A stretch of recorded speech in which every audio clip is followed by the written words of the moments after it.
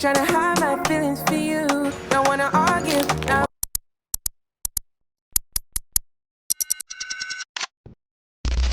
So it's a new chapter. Everything that we doing now, I think, is a response to everything that we went through. My old story, my old story, my new story, my new story. We living. I want to thank everybody that did play a part, good or bad. We just move forward. So I want you to understand this. And I think when I tell people this, they take it the wrong way. It took me 34 years to really learn how to love myself. Everything that you learn from a child till you get older, it might happen at 18, it might happen at 21, it might happen at 26. Mine happened when I was 34. So everything that my mother poured into me and that she showed me, them long walks, that giving me baths at night, putting powder on the bed, you know what I mean? Like her taking me out to eat, me and my little sister, my sisters and brothers coming to get me to have fun. My sister showing me how to footwork. All the things that I learned added up to right now, to where the point I am right now. I'm not gonna skip out the bad part either. Me being stabbed, me being shot. Like, can you see me? So, like I said, I was already talking. I didn't tell y'all that. But healing and being a better person and really loving myself again at 34, bro, has just been a blessing, bro. And I get it. Why a lot of people don't want to change, a lot of people don't want to do the stuff, because, bro, you got to do the work. You know what I'm saying? No, I'm not going to say it's not for everybody, but it's not for people that don't want to change. People that stuck in their ways, that just want to do shit and go through life and just say, fuck it. It's not for you. But I wanted to start seeing the good in life, like everything. Like in the simple things that I do, just waking up, just being able to take care of myself in ways that I couldn't before. Like, you gotta understand, I came from a place where I hated myself, and I don't never want that to be my story again. It was a part of my story, but I don't want it to be my story again. You know what I'm saying? So it's like, I love taking care of myself. Like, I think, and I'm gonna express that to y'all, I want y'all to start taking care of yourself, because it's key. You know what I'm saying? You take care of yourself, bro, it's a beautiful thing, I promise it is.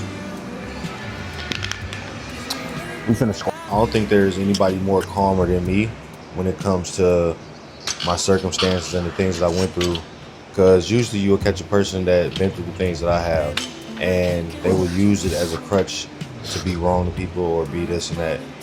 I'm here to express to you that the things that you go through shouldn't be used in ways to harm other people or to have shitty behavior. That's a part of healing. Healing is just accountability on another scale. It's like a level 10. If there's a level 1 to healing, then it's level 10. You know what I mean? So to reach that level, you have to be aware. And to be aware is to be alive. When people say that, I think people don't understand what that means. To be aware is to be alive. To be aware is to be alive. So if you're aware of the things that you do, things that you say, and the places that you are, you're alive. A lot of people are really dead in the inside. Some people say like things of, oh man, I went through a relationship like this and I got my guard up and I feel like this and that. That's just called that person not healing, them not taking accountability, them not realizing what stuff was, them putting it on the back burner. And then you got the people that was like, yeah, I went through some shitty things, but shit, I'm still great, making things better day by day and doing the work. You got to be one of them type of people. I used to drink a lot. I used to smoke. I used to do all that. If I never did like hard drugs like cocaine and shit like some people do right now and all that. I never thought about that.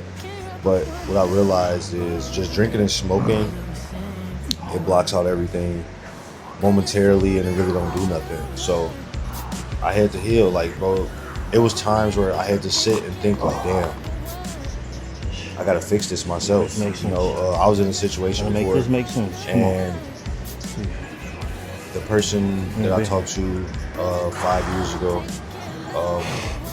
asked somebody that I love dearly, hey, we need X amount of dollars, can you come through? This person said they had to pay for my brother's funeral. One, Kind of fucked me up in a real two, way three. because when I asked about it, it wasn't true.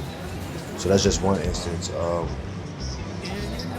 I was there for somebody before, and it wasn't there for me. Yes. You know, like I didn't did stuff for people that they'd never do for me. You know what I'm saying? If they had the chance to make it right. Most of the time, people thinking that like when you say, "Oh, I'm healing" or this or that, it's like some shit that they can exclude themselves from. Like, no, you need to heal too, motherfucker. Like, what is this? What is this thing that when you tell somebody you healing, like they run from it, or they think like it's bad? It's not. It's genuinely a good thing.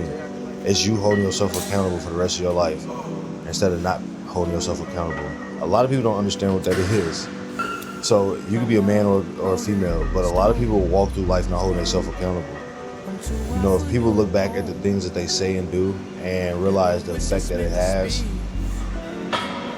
that's one part. The second part is, okay, that wasn't good, that wasn't good, that wasn't good. You know what I'm saying? I could be better. So another part of my healing was not sleeping with any female for 3 years. And I know it might sound crazy, right? But that was something I just didn't want to do.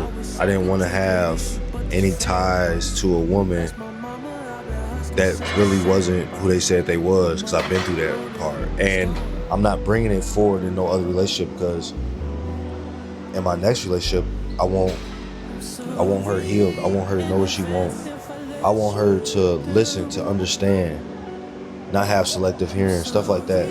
Because I find it that when you do sleep with somebody and you give them your everything and you show them what life could really be like, they tend to run, because it's hard, you know.